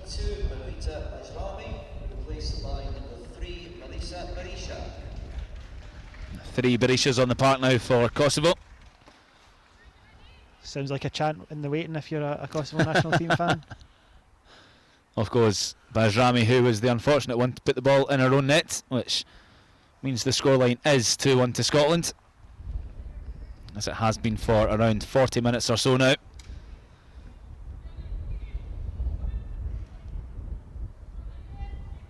Just a wee bit of treatment for Kenzie Weir there as well. Looks like she'd maybe picked up something in the melee after that ball was put in.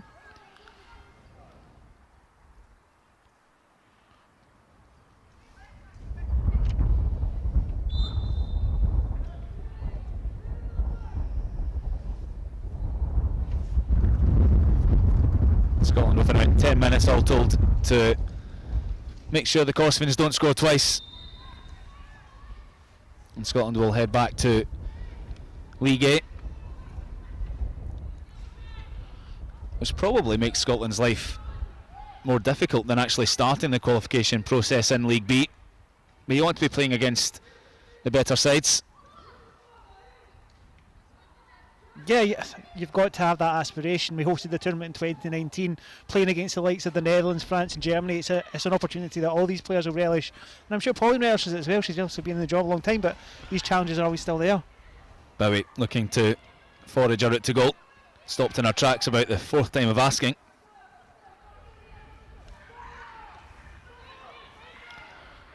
Berisha now. No way past Murphy again. The Kosovans are fruitlessly asking for a free kick. It was a tremendous tackle. And she may well be feeling the effects of it, Berisha, because it was forceful, but my word, it was fair. Very fair. I thought for a moment there I saw a wee punch of good tackle from Niamh Murphy there, but I think I just imagined that. But if it was me, I would have been giving myself a wee punch there, because that was a firm but fair tackle, and again, it's good to see it. I think what's maybe for a Kosovo's perspective is the fact that actually once she nullified Berisha, they really struggled to make an impact in the attacking third in this half.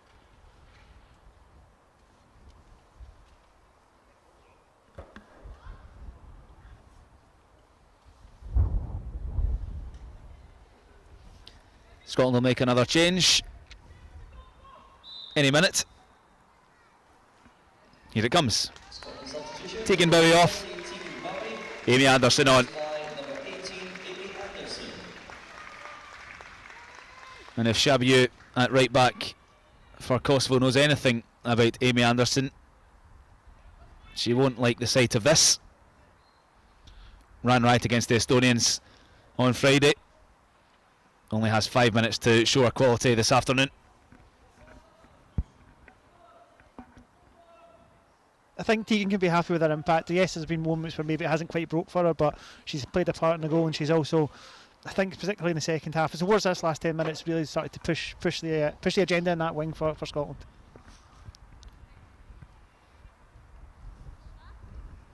Berisha, the main threat for Kosovo, helped back to her feet this time. She took a sore one in the first half. Another sore one here. And this looks like it will be the end of her afternoon. She only had around 5 minutes remaining anyway, but hopefully she's okay. Holding the base of her back as she's helped off by the physio after a crunching challenge from Niamh Murphy, who is absolutely the winner of that particular subplot this afternoon, as you were saying, Chris. Yeah, in the early stages, it looked like Berisha was going to be causing her all kinds of problems, but it's maybe taken a wee while for Niamh to unpick the riddle, but she got there in the end, and as you say, by the end of the game, she's been dominant in that particular duel. There's another Berisha on to replace her. So 3 remain on the park. Here's Amy Anderson. Into the path of Adams. Hearts and Hibs combine.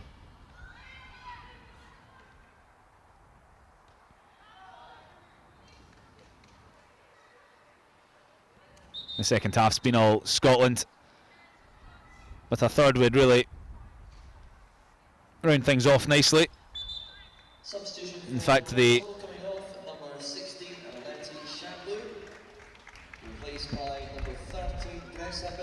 other Berisha's actually come on for Shabiu, so it looks like the original Berisha is going to come back on the park, which all seems a bit unnecessary from the Kosovan point of view, unless they harbour hopes here of scoring 2 more goals. McAllister in the way of Messini, doing a good job of fending her off. She's a good player, the stand-in captain for Kosovo. Plenty of nice passes round the corner. Here's Anderson. Adams. She's worked hard today, Ellie Adams, but it's maybe hasn't quite fallen for her in terms of in front of goal, but she's kept the centre backs busy for Kosovo when we've had those balls kind of looking to break through the lines. Anderson encouraged forward to take the pass from Adams, which has been helped along by the wind. Like a downhill putt at Augusta. No chance of catching that.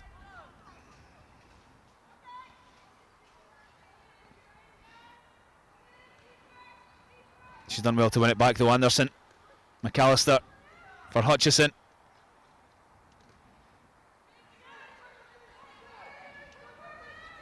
More Megs from the Kosovans.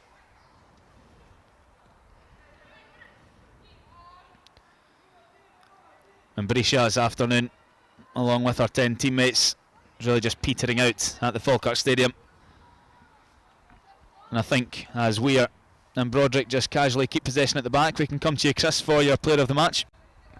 Yeah, it's a difficult one actually today, because I think there's lots of players that played well in spells. I think London Pollard was obviously very tormenting in that first period, but maybe he's dipped out of it a little bit in the second half, and Leila Lister's obviously had an impact in the goal and was very busy. But I think for me, for the fact that she's turned around the display that maybe it looked like she was going to get the wrong end of, I think Niamh Murphy for me is player of the match. I think she has been key in making sure that the Kosovans have been so quiet in the second half and keeping Berisha in particular quiet. And yeah, for me, I think she's offered a lot in terms of potentially trying to push down that wing, but also in a defensive realm as well.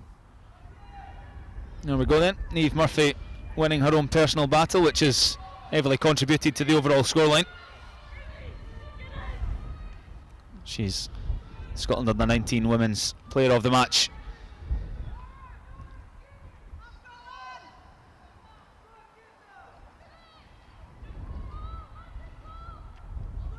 Forward it comes from Kosovo. They've got next to no time left for one let low 2. Neve must have heard that filter down to the stands there. She got in just in front of Berisha for that through ball. Hutchison in the half turn.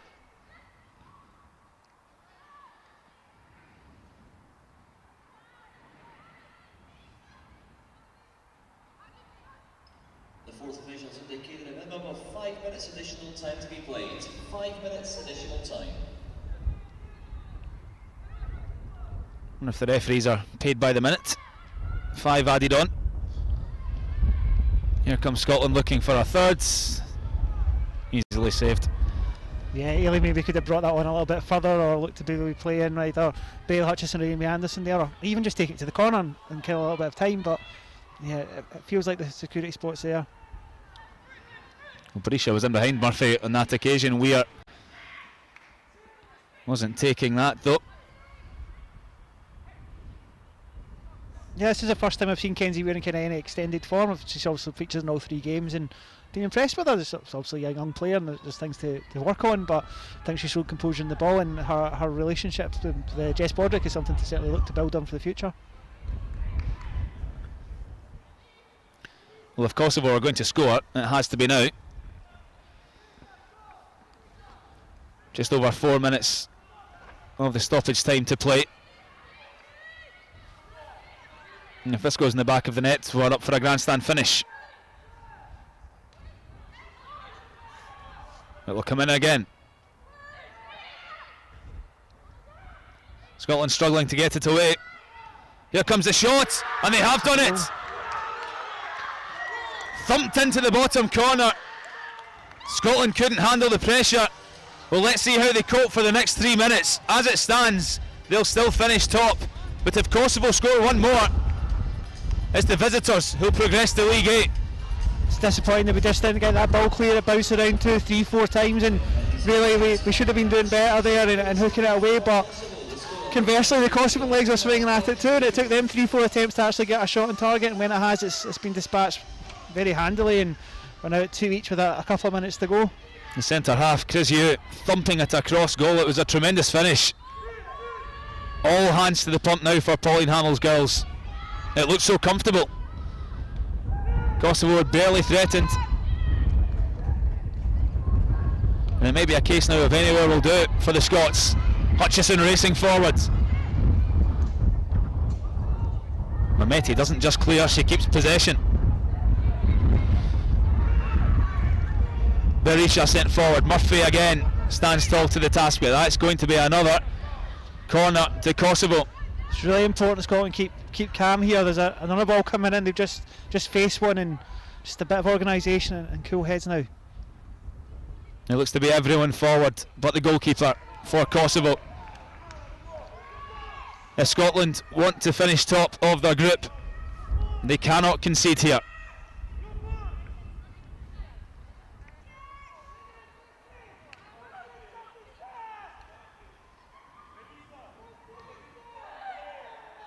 Another dangerous ball in. Messini with the drive. Just about cleared. It's Kenzie Weir. Foot through the ball. That's one by Hutchison. Can she kill it for Scotland here? Round the goalkeeper. Can Hutchison finish? She can! Go, Bailey Hutchison! What composure from Bailey Hutchison, who seals the spoils for Scotland, and they will finish top of League B and get back to where they belong in League 8. They've survived the Kosovan scare, and Bailey Hutchison makes it 3-2. 44 minutes of not a pretty tame second half, exposed into life and injury time, and great composure by Bailey Hutchison. It was a foot race between her and Mameti to try and get to that ball, and Bailey got there first, taking it round, and you know, as soon as she was around the keeper, there was no doubt that Bailey Hutchison was going to put that away. Another goal for her under 19s. A goal, a game continues, and yeah, really pleased that that's gone in, obviously. That's the Bailey Hutchison trilogy complete in this international break. Goals against Kazakhstan, Estonia, and now the winner against Kosovo. Seconds remain, and that's twice Scotland have instantly responded to a goal from Kosovo. It was Pollard in the first half, now Hutchison at the death, and that'll do just nicely for Pauline Hamill and our girls, who had to break from the corner.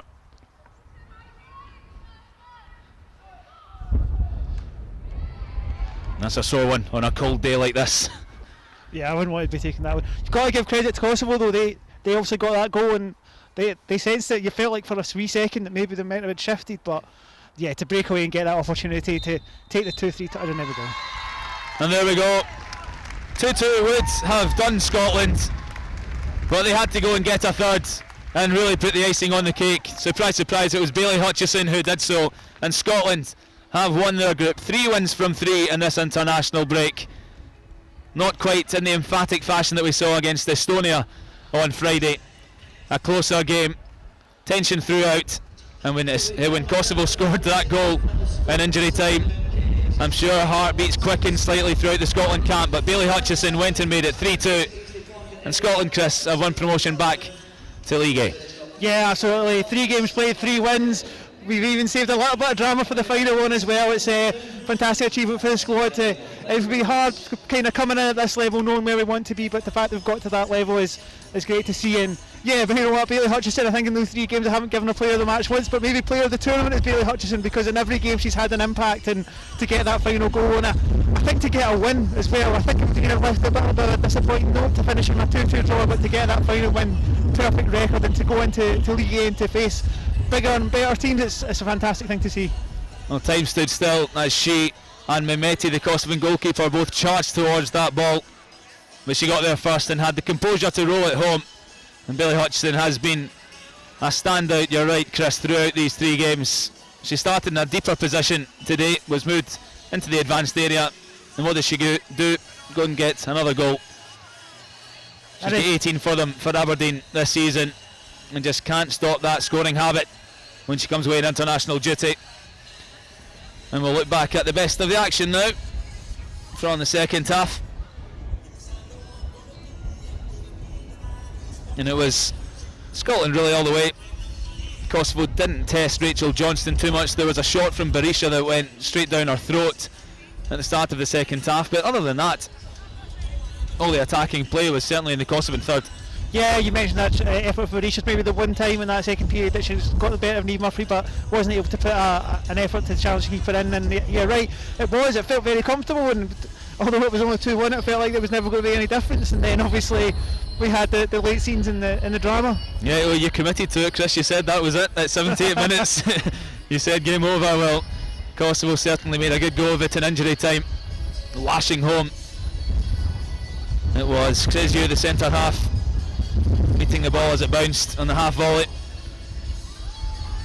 Pauline Hamill and our girls will be delighted to respond not just once but twice to Kosovan goals. Pollard from the Bailey Hutchison assist, managing to get past a marker and drill the ball home, and then Bailey Hutchison right at the end, managing to keep her composure as she rounded Mehmeti to put it into the middle of the net. And Scotland have 3 wins from 3 in League B. And just looking down at the park now, you can see how thrilled the players are. And I mean, I'm thrilled for them as well. I know, Andy, me and yourself, we cover the SWPL quite a lot, and a lot of these players we'll see week in, week out. And it's a little bit special when you see these players week in, week out, because they don't sometimes get the spotlight that maybe they deserve. And then I think in these last 3 games, to be able to show what they can do, both in terms of the ability to play and also the determination to make sure they get a win. And I'm really excited to see what lies ahead for them in the League A fixtures when they eventually get announced and who they get drawn against. Yeah, Scotland will be challenging themselves against the best now. Scotland can't qualify for this summer's European Championship despite winning League B. What this means for them is they are promoted back to League A, where they will compete against the likes of Germany, Spain, France, all the rest of the best in Europe. A bunch of jobbers, Andy, a bunch of jobbers. Where each group winner will progress to the finals alongside the host nation, Belgium, next summer. So Scotland's job will start harder than it potentially could if they were in League B, but that's the job on the hands of Pauline Hamill now, to keep Scotland in League A and make sure that relegation doesn't happen like it did this season. And hopefully maybe these late scenes can be replicated tomorrow night at Hampden, where we take on Spain in a big challenge all the rest of in T-zone. Well, absolutely. If Scotland can pull off a result against Spain tomorrow, it will signal quite a turnaround from the last time the teams met. We don't need to delve into that. This is all about the under-19 women today, and they've made it 3 wins from 3 in League B, and next time we cover them they'll be competing in League A, and qualification to the European Championship will be a viable prospect. But thanks very much for tuning in across the Scottish FA socials this afternoon. You've been listening to Chris Marshall alongside me, Andy Barge, bringing you another win for the Scotland 19s with a last minute goal. It doesn't get much better than that. So thanks very much for tuning in, and well done, girls.